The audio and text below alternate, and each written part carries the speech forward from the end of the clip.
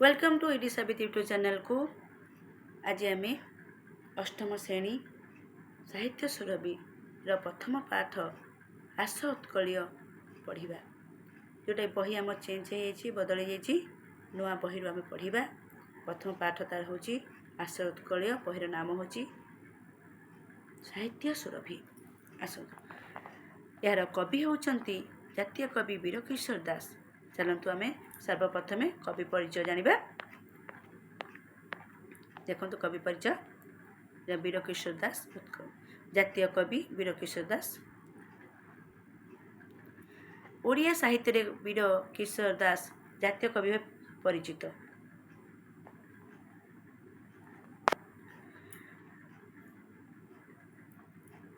से 1896 मसीहा नवेम्बर मास 23 तारिख रे जन्मग्रहण करथिले। कोठी जगतसिंहपुर जिला अंतर्गत पुनंग ग्राम जन्मग्रहण करथिले। जगतसिंहपुर हम देखते ये 1896 तापर जगतसिंहपुर जिला अंतर्गत पुनंग ग्राम जन्मग्रहण करथिले। से एकाधार रे जड़े देशवत्सल मानववादी गांधी दर्शनवादी तथा उग्र जातीयवादी कवि थिले। स्वाधीनता संग्राम बन्ही शिखा को प्रज्वलित करने उद्देश्य से सरल तरल और सावलील भाषा कविता मान रचना करथिले। ताहाद्वारा ओडिशार पुरवल्लीर आबाल वृद्ध वनिता उद्बुद्ध होई पतंग परी स्वाधीनता संग्राम रे झास देथिले। कविंक द्वारा लिखित पुस्तक गुड़िक हेउची मोहनबंशी, विद्रोही वीणा, फूलचंदन, वीरगीतिका।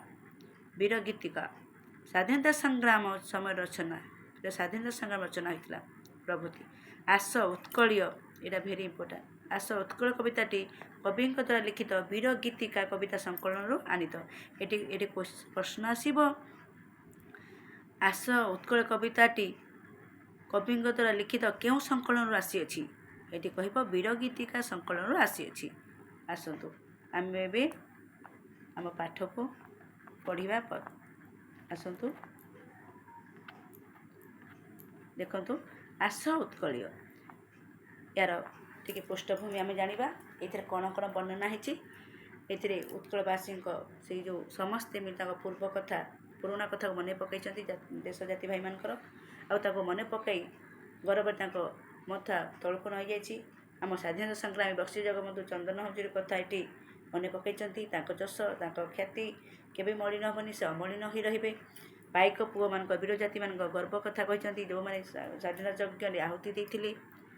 आउे तोशाड़ी प्रांत आम ओडिशार सीमार जो मैंने युद्ध में रक्त नई विहती वीर पुरुष मैंने कथा ये कहुपर आमर धर्मपद आउ बाजी राउत गोपबंधु कथा भी कहुई ये वर्णना होती। आसतु आम पढ़ा आउ से गुड़ सरल सहज भाव बुझा। मु सरल और सहजरे बुझाऊँगी आपण मैंने मन दे शुणु। आउ जोटा भी कोटी कष्ट लगिला कोटी बुझीपारती मत कमेंट्स बॉक्स जनइबे मुझे बहुत बहुत भल भाव बुझेबी। आसतु आस उत्कल शुण सर्वे मिली ए देश जातिर पूर्व कथा स्मरणी जार गरबे तोहर आपे आपे नई पड़ब मथा। आस उत्कल शुण सर्वे मिली ए देश जातिर पूर्व कथा ये कहते हे उत्कलवासी हे मो राज्यवासी समस्ते मिली शुण मोर कथा। सर्वे माने समस्ते समस्ते मिली शुण मोर कथा। कहार कथा ये आम देश जातिर पुराणा कथा और पूर्व कथा शुण कहीं स्मरणे जार गरबे तोहर आपे आपे नई पड़ब मथा। कहते स्मरण माने मन पकेबा जहाँ स्मरण करी गर्वरे आमर मथा आपे आपे नई पड़ी थाए आपे आपे तलक नई पड़ी थाए नई जाई थाए। कहते हे उत्कलवासी समस्ते मिली शुण यही देश जातिर पूर्व कथा को शुण मन पकाओ एवं तार गर्वरे आमर मथा से पुराणा कथा को मन पकई से पूर्व पुरुष कथा मन पकई से वीर पुरुष कथा मन पकई स्मरण करी आमर गर्वरे आम मथा आपे आपे नई जाए आपे आपे नई पड़ी थाए बोली कहते। बक्सी जगबंधु चंदन हजूरी गलेणी उभेई अमर पथे जश कि तांकर हेब कि मलिन ଅମଳିନ ପରା ତାହା ଜଗତେ କହିଛନ୍ତି ବକ୍ସି ଜଗବନ୍ଧୁ ଓ ଚନ୍ଦନ ହଜରି ଯିଏ ଆମ ସ୍ୱାଧୀନତା ସଂଗ୍ରାମୀ ଥିଲେ। ସେମାନେ କ'ଣ କରିଥିଲେ? ଗଲେଣି ଉଭେ ଅମର ପଥେ। ସେମାନେ ଆଜି ମୃତ୍ୟୁବରଣ କରିସାରିଲେଣି, ସେମାନେ ଆଜି ନାହାନ୍ତି। ହେଲେ କିନ୍ତୁ ଏମାନେ ଆମ ଦେଶ ପାଇଁ, ଆମ ଓଡ଼ିଶା ମାଟି ପାଇଁ, ଭାରତ ମାଟି ପାଇଁ ସେମାନେ ପ୍ରାଣତ୍ୟାଗ ଦେଇଛନ୍ତି, ଆମ ଦେଶକୁ ସ୍ୱାଧୀନ ଆଣିଛନ୍ତି। ସେମାନେ ପ୍ରାଣତ୍ୟାଗ କରିଛନ୍ତି। ତାଙ୍କର ସେ ଅମର କଥାକୁ ଉଭେଇ କଲେ ବି ଆମେ ତାଙ୍କୁ ମନେ ପକାଇବା। ଚିରଦିନ ପାଇଁ ସେ ଆମର ଅମର ହୋଇ ରହିଛନ୍ତି। ଚିରଦିନ ପାଇଁ ସେ ଅମର ହୋଇ ରହିଛନ୍ତି। କେବେ ବି ସେ ଲିଭିବେନି, କେବେ ବି ସେ ଉଭେଇବେନି। ଯଶ କି ତାଙ୍କର ହେବ କି ମଳିନ, ଅମଳିନ ପର ହେବା ତାହା ଜଗତେ କହିଛନ୍ତି। ଯଶ ଖ୍ୟାତି ମାନେ ଯେଉଁ କୀର୍ତ୍ତି, ଯେଉଁ ସମ୍ମାନ କେବେ ବି ତାଙ୍କର ମଳିନ ହେବ ନାହିଁ। ସେ ସବୁବେଳେ ଅମଳିନ ହୋଇ ରହିବେ। କେବେ ବି ସେ ମଉଳି ଯିବେ ନାହିଁ। ସେ ଜଗତରେ ଅମଳିନ ହୋଇ ରହିବେ। ତାଙ୍କୁ ସବୁବେଳେ ସମସ୍ତେ ମନେ ପକାଉଥିବେ। ପାଇକ ପୁଅର ଗାରିମା ଯା ଥିଲା, ସ୍ୱାଧୀନତା ଜାଗେ ଦେଲା ଆହୁତି। ସେ ଜାତି ଦାୟାଦ ଆମେ ତ ସରବେ, ବଳି ହେବା ଅଙ୍ଗେ ସେହି ବିଭୂତି। ସେ କହିଛନ୍ତି ପାଇକ ପୁଅର, ସେ ବୀର ଜାତିମାନଙ୍କର, ପାଇକ ପୁଅ ମାନେ ବୀର ଜାତିମାନଙ୍କର, ଗାରିମା ମାନେ ଗର୍ବ। ଯେଉଁ ବୀର ଜାତିମାନଙ୍କର ଗର୍ବ ଯେଉଁ ଥିଲା, କ'ଣ ଥିଲା? ସ୍ୱାଧୀନତା ଜାଗେ ମାନେ ଯଜ୍ଞ।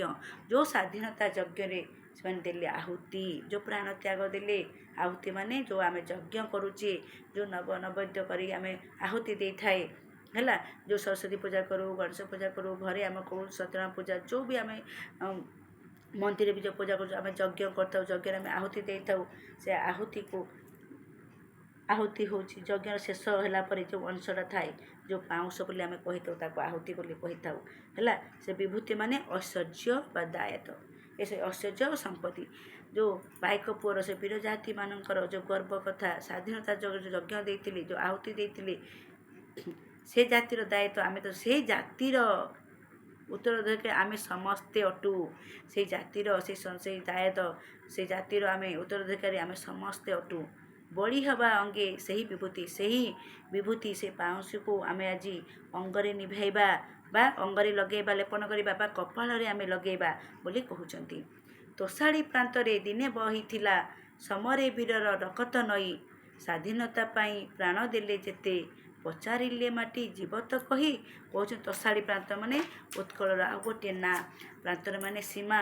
ସେ ଉତ୍କଳର ସୀମାରେ ଯେତେବେଳେ ଆମର କ'ଣ ଦିନ ବହିଥିଲା, ସମରେ ବୀର ରକତ ନଈ।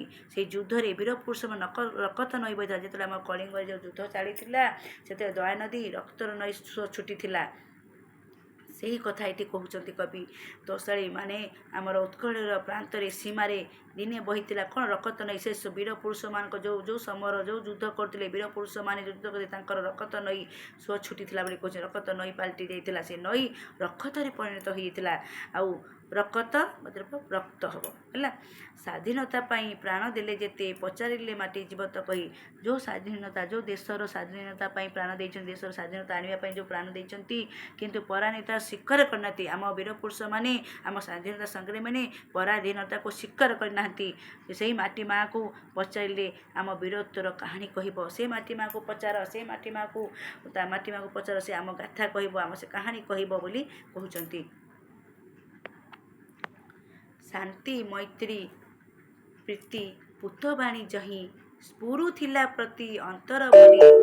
ଅହିଂସା ମନ୍ତ୍ରରେ ଦେଲା ଯେଉଁ ଦୀକ୍ଷା, କାହିଁ କେଉଁ ଦେଶ ହେବ ତା ସରି। କହୁଛନ୍ତି ଶାନ୍ତି ମୈତ୍ରୀ, ଆମ ଭାରତ ଶାନ୍ତି ମୈତ୍ରୀ ପ୍ରୀତି ପୂତବାଣୀ ମାନେ ପବିତ୍ର ବାଣୀ, ଯେଉଁଟାରେ ସ୍ଫୁରୁଥିଲା ମାନେ ଫୁଟି ଉଠୁଥିଲା, ପ୍ରତି ଅନ୍ତର ଭଳି, ପ୍ରତି ଉତ୍କଳ ମାନେ ଓଡ଼ିଶାବାସୀଙ୍କ ପ୍ରତି ହୃଦୟରେ ଭରି ଉଠୁଥିଲା। ଅହିଂସା ମନ୍ତ୍ରରେ ଦେଲା ଯେଉଁ ଦୀକ୍ଷା, କାହିଁ କେଉଁ ଦେଶ ହେବ ତା ସରି। କହୁଛନ୍ତି ଅହିଂସା ମହାତ୍ମା ଗାନ୍ଧୀ ଅହିଂସା ନୀତିରେ ଆମ ଦେଶକୁ ସ୍ୱାଧୀନ ଦେଇଥିଲେ। ଅହିଂସା ମନ୍ତ୍ର ସେ ଉଚ୍ଚାରଣ କରିଥିଲେ ହେଲା। ଅହିଂସା ନୀତିରେ ଆମ ଦେଶକୁ ସ୍ୱାଧୀନ ଦେଇଥିଲେ। ଏଠି କହିଛନ୍ତି ଅହିଂସା ମନ୍ତ୍ରରେ ଦେଲା ଯେଉଁ ଦୀକ୍ଷା, କାହିଁ କେଉଁ ଦେଶ ହେବ ତା ସରି। କହୁଛନ୍ତି ଯେଉଁ ଚଣ୍ଡାଶୋକ ଥିଲେ, ଯେଉଁ ସେ ଅହିଂସାର ମନ୍ତ୍ରରେ ଯେଉଁ ଦୀକ୍ଷା ଦେଇଥିଲେ, ତାହା କେଉଁ ଦେଶ ସରି ହେବ ନାହିଁ ବୋଲି କହୁଛନ୍ତି। ଜାତି ପାଇଁ ଦିନେ ବାଳୁତ ଧରମା, ଝାସିଥିଲା ପ୍ରାଣ ସାଗର ଜଳେ। ଲିଭିବ କି ତାର ଅଲିବା କାହାଣୀ, ଥିବା ଯାଇ ନର ଧରଣୀ ତଳେ। କହୁଛି ଆମ ଜାତି ପାଇଁ ଦିନେ ବାଳୁତ ଧରମା जी 12 वर्षर बालक धर्मपद ताको आम खुशी आनंद धर्मा बोली डाकी स्नेह धर्मा बोली डाकी से 12 वर्षर बालक धर्मा जे धर्मपद सेतबेले आमर लांगुला नरसिंहदेव राजा थिले कोणार्कर सेतबेले राजा थिले कोणार्कर मंदिर तोड़िया 1200 बढ़ई कारीगर लगी आउ विश्व महाराणा प्रधान कारीगर थिले आ विश्व महाराणा पुओ थिले आमर धर्मपद जी धर्मा जी 12 वर्ष बालक तांकर से जेतेबेले बापा को खोजापी कोणार्क को जाइथिले सेतेबेले से शुणा पाइले जे मंदिर तैयारी कले किंतु मुंडी कहीं मारी पारना सेतेबेले से भाविले ये 1200 बढ़ई जीवन बचाई कहीं राजा कही जदि मुंडी न पार्च 1200 बढ़ई मुंड काट हम बोली से से जानीपारे से निजे राति जाई 1200 बढ़ई जीवन बचाई से कोणार्कर मुंडी मारी आउ समुद्र रे निज जीवन को त्याग करते जहाज देते लिभिब कि तार अलिभा काणे से कहानी कौन लिभिब से अलिभा हो रहा जाए नर धरणी तले कहते जिते दिन पर्यंत ए धरणी तले नर मैंने अच्छा पृथ्वी पृष्ठ जिते दिन पर्यंत नर मैंने अच्छा से कहानी केभी भी लिभिब ना से अलिभा हो रमें देखुचे समस्ते धर्मपद कथा पढ़ुचे साहित्य पढ़ुचे हिस्ट्री पढ़ुचे सबुठी पढ़ुचे से धर्मा 12 वर्ष बालक से त्याग करते कहानी आज अलिभा हो रही आम बही पढ़ुचे आ जानूचे त्याग आदरस जातिर महत्व देशपाई देला निजकू पड़ी दरिद्र जनर बंधु गोपबंधु से पुओ महिमा हेब कि करी कहते त्याग गद्य रूप आदर्श हम है से ही उत्कलमणि गोपबंधु दास कथाटी कहुई जे त्याग आदर्शर जातिर महत्व थिले देशपाई देला निज देशपाई से निजको बलि देइथिले से दरिद्र मानक मुखरे हस फुटाइवाई भोकिला पेट किसी खाइबाकू देवाई से निजे भिक्षा करुले खाइबाकू दौले दरिद्र जनकर से नारायण थिले भगवान थिले दरिद्र बंधु थिले से पुओ महिमा हेब कि कड़ी ये कहते से उत्कलमणि गोपबंधु जार उत्कल संतान से पाइथिले उपाधि पाइथिले जार तांकर महिमा गुण जस किए कौन कल्पना करिपारिबो किए कौन कल्पना करिपारिबो हेब कि कड़ी बोली कहते बाजी राउत ना लुचि नाई मुकति पथरे सैनिक सेही तर्पण कर से नाम उच्चारी स्वाधीन संग्राम पुराण फेई कहते बाजी राउत जी 12 वर्षर बालक घर जिला हूँ ढेंकानाळ घर हूँ नीलकंठपुर से इंग्रेज मान को नदी पार करई दे नथिले आउ इंग्रेज मानकर क्रोधर रागर शिकार होते आउ गोली मार देथिले तप तर गोली मारी आठी ही से टली पड़ी मुकति पथरे सैनिक से मुकति पथर में से ही सुजोगी सैनिक तर्पण कर से नाम उच्चारी स्वाधीन संग्राम पुराण पे कहते से ही बाजी राउत तर्पण तर्पण गद्य रूप तर्पण हम है से बाजी राउत कथा को मन पकाई ता ना रे टिके तर्पण कर जोटा आम तर्पण करे पितृपुरुष को तर्पण दे था से कहे बाजी राउत नाम को मन पकाई स्मरण करी ता ना रे टिके तर्पण कर से माने जो रास्ता थिले आमर देशर महानता बजाय रखापी त्याग करछंती